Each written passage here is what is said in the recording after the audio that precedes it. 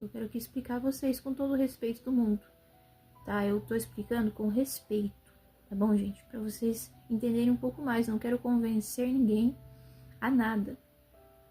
E tem que respeitar. Todos nós temos que nos respeitar. Então, a imagem em si nada vale. Aqui falando das imagens católicas, a imagem em si nada vale, porque o nosso único salvador é Jesus. A imagem em si nada vale, é apenas uma representação. Nós representamos, é uma pessoa ali representada. Assim como os discípulos também são santos, né? Porque Deus usa as pessoas. Deus sempre usou as pessoas, tanto no Antigo Testamento como no Novo Testamento. Então, são pessoas que são usadas por Deus, que nós fazemos homenagens, não adoramos. São santos, né? Até porque no Antigo Testamento usavam pessoas. E no Novo Testamento também. Então sempre foi assim. Deus sempre usou pessoas. Então são homenagens. Os discípulos, homenagens aos discípulos, aos santos, não são para ser adorados. Os santos não são para ser adorados. Nossa Senhora Virgem Maria, mãe de Jesus, não é para ser adorada. É apenas uma homenagem, uma representação. Como uma foto, já expliquei a vocês, as imagens são representações. Mas eu prefiro aqui esclarecer, deixar bem claro. Assim como a Arca da Aliança foi também uma representação que Deus mandou Moisés fazer, 2 querubins com as asas estendidas para o alto, para proteger a Arca da Aliança. Então, a imagem em si, Deus permite. O que Deus não permite é deuses, trazer deuses para si, ídolos falsos que não existem, né? Mas isso é abominável, abominável. Isso é errado, isso é adoração. Assim como o bezerro de ouro que os egípcios fizeram. Então, os ídolos do Antigo Testamento não têm absolutamente nada a ver com as imagens da Igreja Católica. Com todo o respeito do mundo, eu quero aqui explicar a vocês, tá bom? Se você gostou desse vídeo, dá um like e comenta. Seja você católico ou seja você de outra igreja. Aqui eu estou falando, explicando a vocês com todo o respeito do mundo, pelo amor de Deus. Porque nós, evangélicos, católicos, seguimos Jesus, nosso único Deus Salvador, que nos salva. Então aqui eu estou explicando, tá bom, gente? Eu não estou brigando, eu não faço isso, eu não brigo com ninguém, eu não discuto religião. Eu quero apenas esclarecer, eu quero apenas explicar para muitas pessoas que não sabem, não entendem. Porque muitas pessoas tiram conclusões erradas e aprenderam assim também, né? Sobre a fé católica, e não é isso. Tá bom? Então eu quero explicar a vocês, tá bom? Não tô falando pra vocês terem uma representação, pra vocês terem uma figura, pra vocês terem uma imagem. Não tô falando nada disso. Eu tô apenas mostrando a vocês, explicando a vocês, para que deixe bem claro que os ídolos, os deuses do Antigo Testamento aqui, o bezerro de ouro, enfim, e outros que eles faziam, que eles criavam, porque não existiam, era para zombar de Deus. Não tem absolutamente nada a ver, era para adoração, e não tem absolutamente nada a ver com as imagens da Igreja Católica, até porque as imagens da Igreja Católica são representações, homenagens, não são para ser adoradas. Nós nunca adoramos imagens, nunca, porque isso não pode. Nós nunca adoramos imagens, elas são representações. A imagem em si nada vale, nada vale. É como uma foto, é como uma foto. Eu vou pegar aqui uma foto de alguém, um ente querido, alguém muito especial pra mim, né, que me deu vida. Por exemplo, eu tenho aqui uma foto da minha mãe, um chaveirinho, né, que deram pra ela e colocaram uma fotinha dela aqui. É apenas uma representação para lembrar da minha mãe. Como no celular eu tenho fotos dela, como eu tenho fotos do meu noivo, como eu tenho fotos da minha família, como eu tenho fotos que eu amo muito, as fotos que eu recebo dos meus sobrinhos. Às vezes eu até tiro print das fotos dos meus sobrinhos.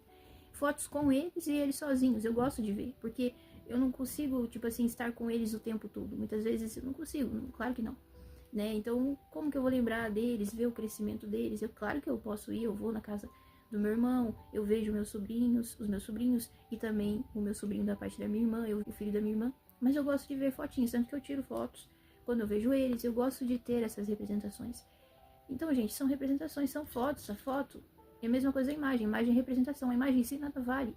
Ela não serve para ser adorada. A imagem em si nada vale. O que vale é a representação daquela imagem. Como aqui, como eu expliquei aquele dia, a representação da cruz. O que vale é Jesus. Porque a cruz, sem o nosso Senhor Jesus, não tem significado algum. Porque foi Ele que morreu na cruz para nos salvar. Por isso nós temos a representação da imagem.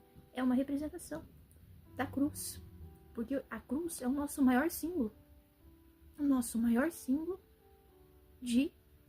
da salvação. Porque por meio da cruz veio a salvação. Por meio da cruz Jesus nos salvou. Então a imagem da cruz é muito importante. Porque logo depois Jesus nos redimiu do nosso pecado. Ele nos lavou com um preço. Ele pagou o preço. Morreu, derramou sangue por mim e por você para salvar-nos. Então é muito importante a cruz com Jesus. É muito importante. Não é mesmo? Então, em todas as igrejas católicas, se você não entrou numa igreja, eu vou te explicar. Em todas as igrejas católicas podem ter imagens, representações, como fotos, como eu disse, homenagens. Mas a principal, porque o cabeça da igreja é Jesus.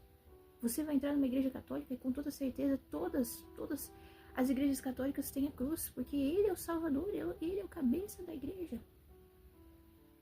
E no altar, é ele deve estar no altar. É claro, mas por exemplo, você pode falar pra mim, mas eu já fui na igreja católica e atrás tinha Nossa Senhora e tinha santos perto ali do altar, tudo bem. Mas o centro é Jesus, porque eu expliquei aqui, o pão da vida é Jesus, ele é o centro. Em todas as missas nós recebemos Jesus, nós recebemos o pão consagrado, nós lembramos, nós fazemos memória da última ceia, aonde Jesus, o próprio Jesus, partiu o pão, reunido ali com seus discípulos, partiu o pão e fez memória, porque está na palavra de Deus, fazer isso em memória de mim. Então ele é o nosso Senhor e único Salvador, ele é o símbolo. Então a cruz, sim, ela é importante, porque a cruz sem Jesus, precisamos dele, porque ele morreu na cruz para nos salvar, é ele. Mas logo depois da cruz, Jesus ressuscitou. Jesus ressuscitou para nos dar a vida eterna. Isso eu já expliquei aqui a vocês. Certo? Então, são representações e nós não adoramos imagens. Aqui eu quero falar aqui, ó. É um documento de formação católica que eu quero ler aqui para vocês. E com toda certeza aqui também vou trazer algumas passagens também da palavra de Deus. Em primeiro lugar, é preciso entender que Deus não nos proíbe de fazer imagens, mas sim imagens de ídolos, ou seja, de deuses falsos.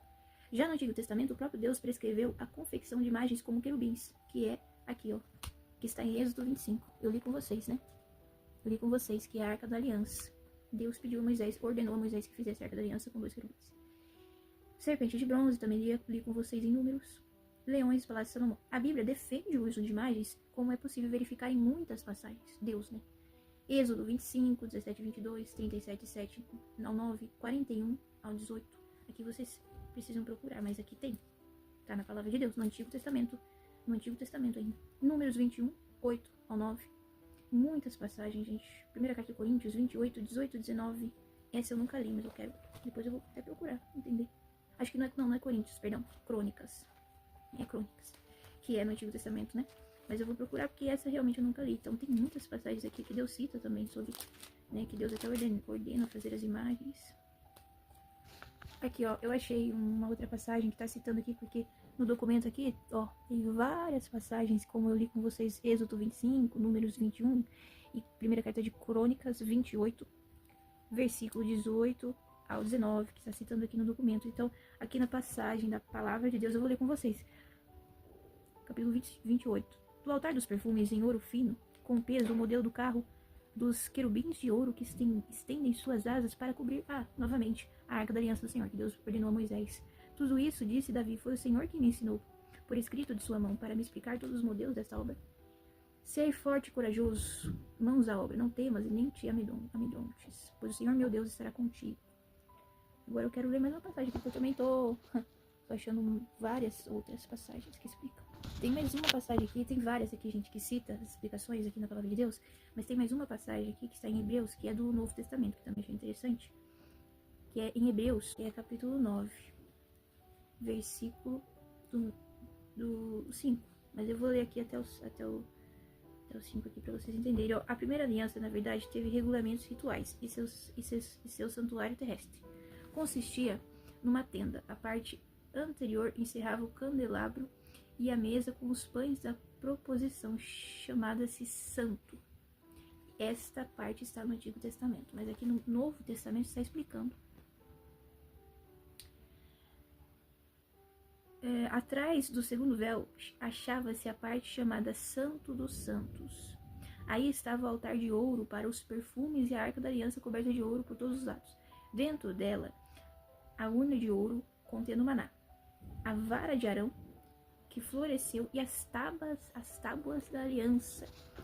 Em cima da arca, os querubins da glória, estendendo a sombra de suas asas sobre o propiciatório.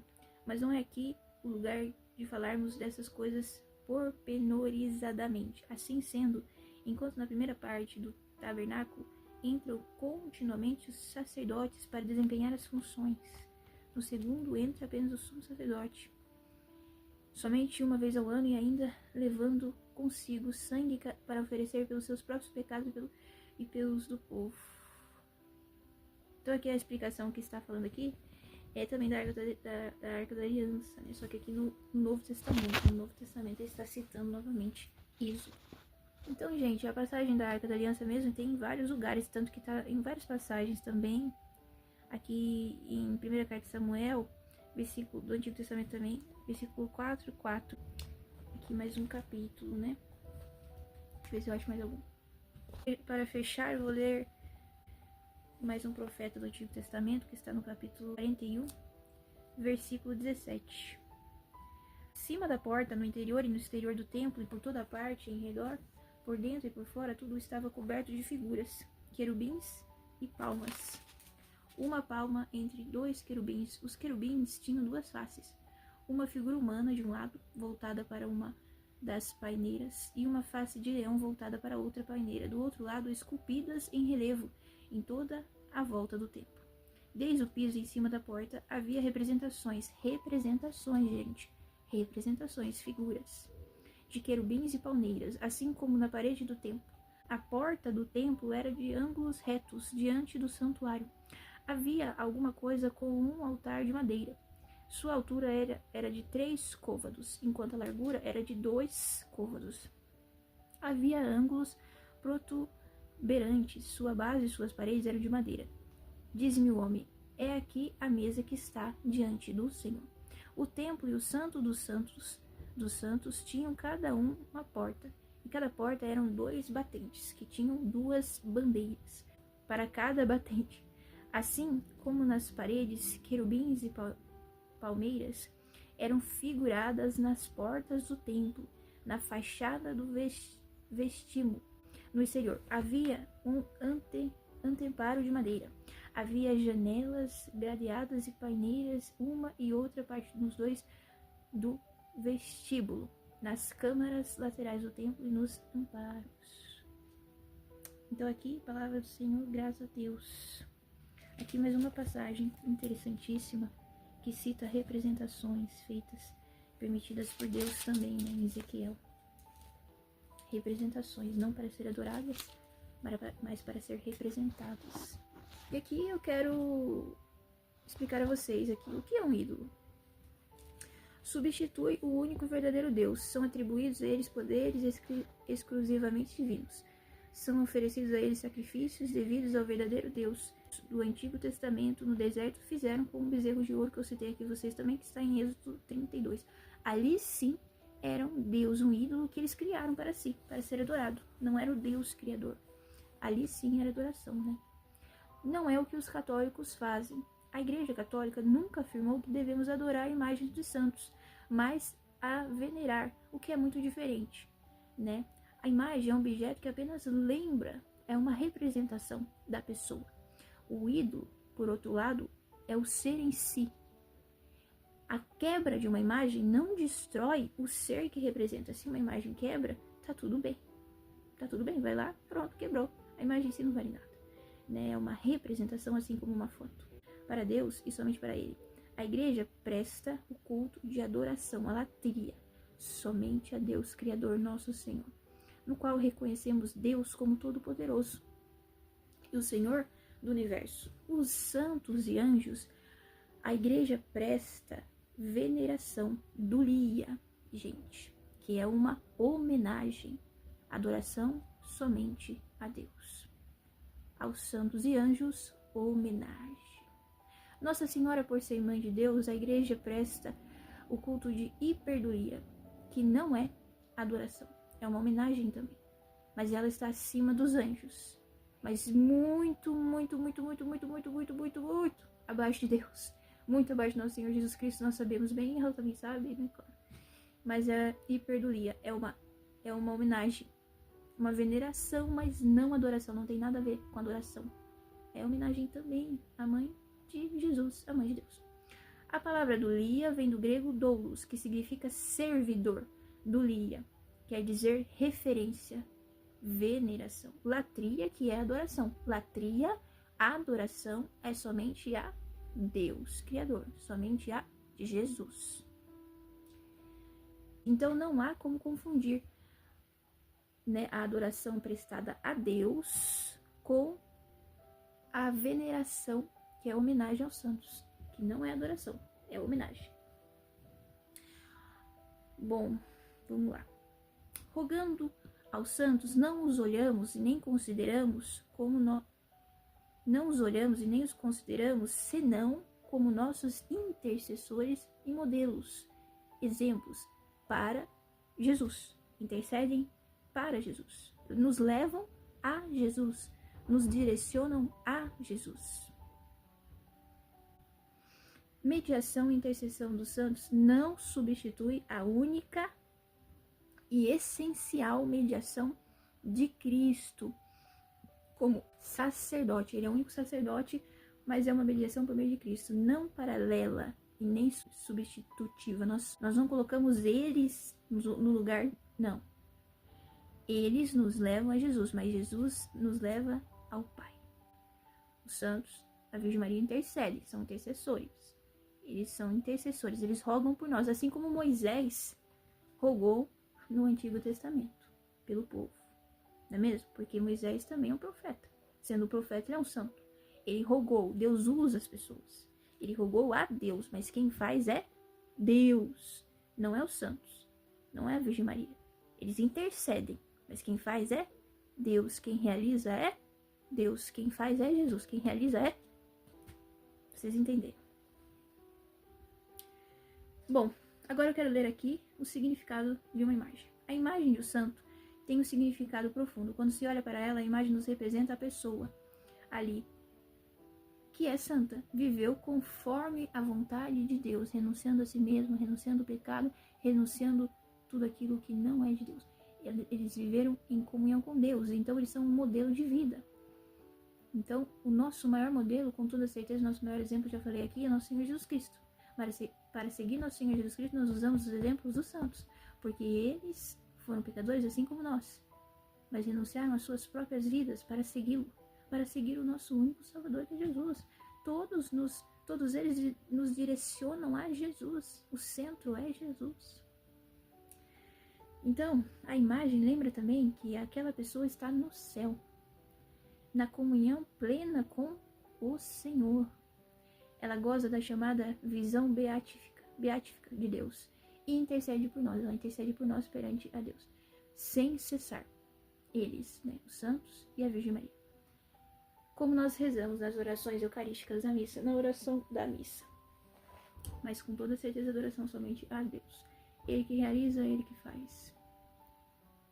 A imagem dos santos nos lembra ainda que ele é um santo pelo poder e a graça de Deus, porque sem Deus ele nada seria. Então, a veneração, a homenagem à imagem, dá glória a Deus. Então, quando nós prestamos homenagem a um santo, primeiramente, ele nos leva a Deus, ele nos leva a Jesus. Então, a adoração é a Jesus, não é o santo. Ele nos leva a Jesus, ele nos direciona, porque a graça que está nele não é dele, é de Deus. E não fazemos isso como adoração, mas como homenagem. Então, da mesma forma como eu falei para vocês da foto. Nós lembramos, é uma representação de uma pessoa querida. Enfim, assim, da mesma forma com os santos, as imagens da Igreja da Fé Católica. Bom, é isso. Fiz aqui uma breve explicação. Aqui no final também tem, deixa eu ver. Podemos admirar as imagens, como eu disse, como a imagem da minha mãe aqui que eu tenho, né? Enfim, da mesma forma, as fotinhas dos meus sobrinhos, que eu gosto de guardar, né? Então aqui, ó, podemos admirar as imagens, por isso elas devem ser bem feitas, em clima de oração. Não pode fazer uma imagem de qualquer forma também, né, gente? Pedindo ao santo ali, representado, que interceda diante de Deus, porque ele vai interceder, ele vai nos levar a Deus. Tudo é direcionado a Jesus, tudo é direcionado a Deus, como está na palavra de Deus. Adoração somente a Deus, e é isso que nós fazemos, é isso que nós temos em nosso coração. É Ele quem faz o milagre, mas o pedido vem dos santos. Então, como nas bodas de Caná, onde Jesus fez a transformação de 600 litros de água em vinho, como eu já expliquei aqui a vocês, por meio da intercessão de sua mãe. Porque ainda não era a hora dos seus milagres, mas mesmo assim, com a intercessão de sua mãe, ele realizou. E claro, tem a intercessão dos santos, né? Que também foram modelos, que renunciaram a si mesmo, enfim, para buscar o Senhor Jesus Cristo. Eles também buscaram a salvação, assim como nós estamos buscando a santificação em Jesus. A santificação e a salvação só vem por meio dele. Então é isso, gente. Eu fiz aqui uma breve explicação. Novamente eu fiz um vídeo sobre isso, falando sobre isso. E agora quis ler também aqui com vocês palavras, passagens, mais passagens, para esclarecer cada vez mais. Ok? Então é isso, gente. Deus abençoe a todos. Respeito cada um. Mas eu quero sempre trazer aqui as explicações e o esclarecimento de Deus a todos, né? Porque eu não posso guardar isso somente para mim. Eu tenho que sempre espalhar, explicar. E claro, pedindo sempre a inspiração do Espírito Santo. Isso não sou eu que estou falando, é a palavra de Deus. É a fé, é a palavra de Deus. Aqui não sou eu, Maria Clara, eu, por mim. Não é o meu pensamento, não é o que eu acho, não é isso. É o que está na palavra de Deus. É o que é ensinado a nós. Tá bom? Então é isso. Louvado seja nosso Senhor Jesus Cristo, para sempre seja louvado. Estivemos e sempre estaremos reunidos. Em nome do Pai, do Filho e do Espírito Santo. Amém. Até breve.